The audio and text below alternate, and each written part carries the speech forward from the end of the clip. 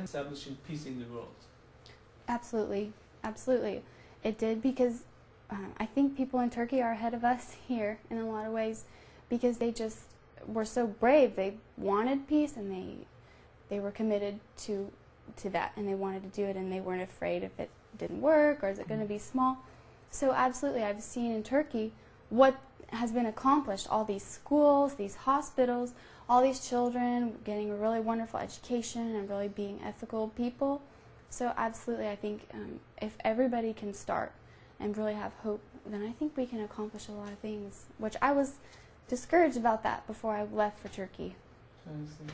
So the trip reinforced your ideas, like, and gives you hope, more hope for future peace. Absolutely, it did. Okay. Did the trip raise any ideas, activities, and projects of interfaith dialogue? Oh yeah, sure, it did. I'm working with the Interfaith Dialogue Student Association at my school now, and I think since I've seen how easy it is just to get together and talk, but that's easy, but that really makes a difference, I feel more confident about planning an event or a speaker coming, just because I think it's really going to make a difference. Even if just one person thinks, okay, well maybe these people are okay and these people are like me, I think that's really a big and important step.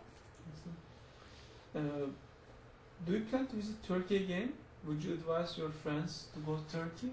I would love to go to Turkey again anytime, and I tell everybody when I show them my pictures, you have to go to Turkey. And everybody, I really want to take my family to Turkey. So I think I'll be back to Turkey with more people. I hope. Have you read any of his works? I hadn't heard about him until my professor who went to Turkey was telling me about him and I should read, and I started reading about him. But before that, before knowing someone who had been to Turkey and interacted with Fethullah Gulen, I didn't know. I'm embarrassed. I didn't know anything about this person who was so well known and done so many things, and I think, how did I miss that? You know?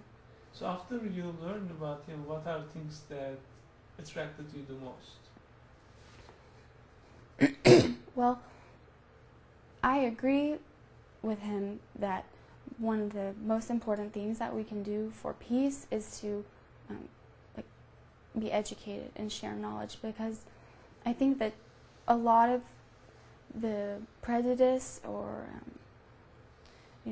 ill will towards people who are different is just because people don't know about them. So they feel afraid because it's different and they don't understand it. So I think I agree with him that I hope I've interpreted him right, that one of the keys to promoting peace is to promoting knowledge and dialogue between people who are different. And I think that's really true, that it's not about talking at people, we're like this, but it's about saying it's okay that that you're different and I'm different and we're different, and that's okay, but we'll learn about each other. And I think that's really true, that we just have to try to get education, good education, to as many people as possible, and that's really going to spread the tolerance.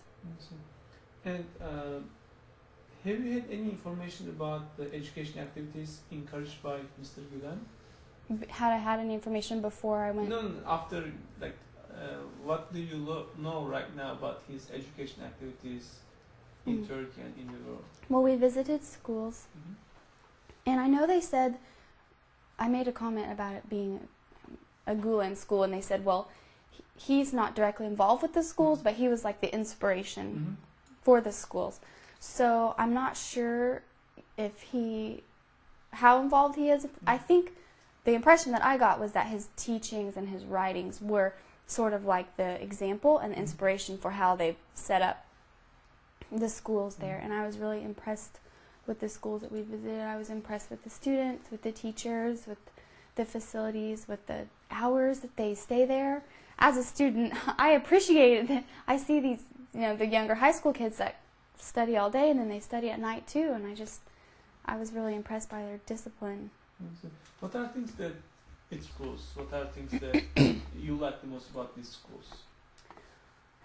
Well, I was very challenged and humbled by, I was just saying, their discipline and dedication, because I think there's growing concern maybe in our country that the academics aren't up to the quality of other countries, schools in other countries. And I remember when I was in high school, we went to school during the day, but we didn't study that much in the evening. And I think I was being told they study here all day and then they eat dinner, but then they come back at night for these sessions with their teachers. And so I was really impressed by their dedication.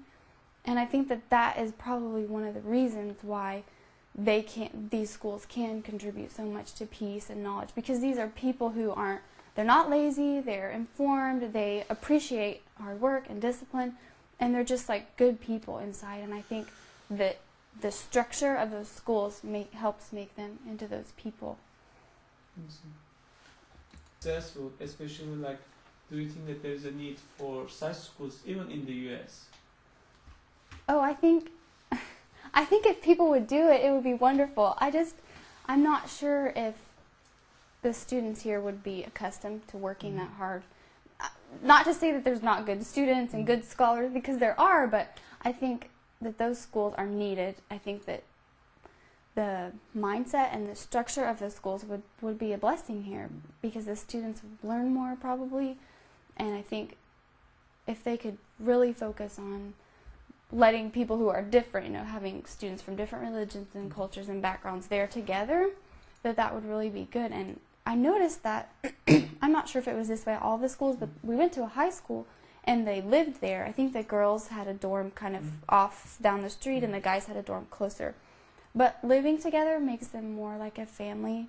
So I think rather than just showing up for class and then leaving, but since they live life together, that really helps them to see each other more as brothers and sisters, and that they, even if they're really different, that they're closer. And we had a chance to talk and ask questions, and someone asked, how do they handle discipline if a child is disobeying or a discipline problem? And they said that normally the older students kind of handle that because they're more like mentors. So this responsibility that the students take responsibility for each other, and I think that even if just that one thing came to our schools, that the students take responsibility, because in our schools there's a lot of tradition of the older students beating up on the younger students when they come, and when freshmen go to college, they chase you or torment you, and I think if even just that changed, that would take care of so many discipline problems. And students who don't want to be a discipline problem, but maybe they have emotional problems or they feel like they don't fit in.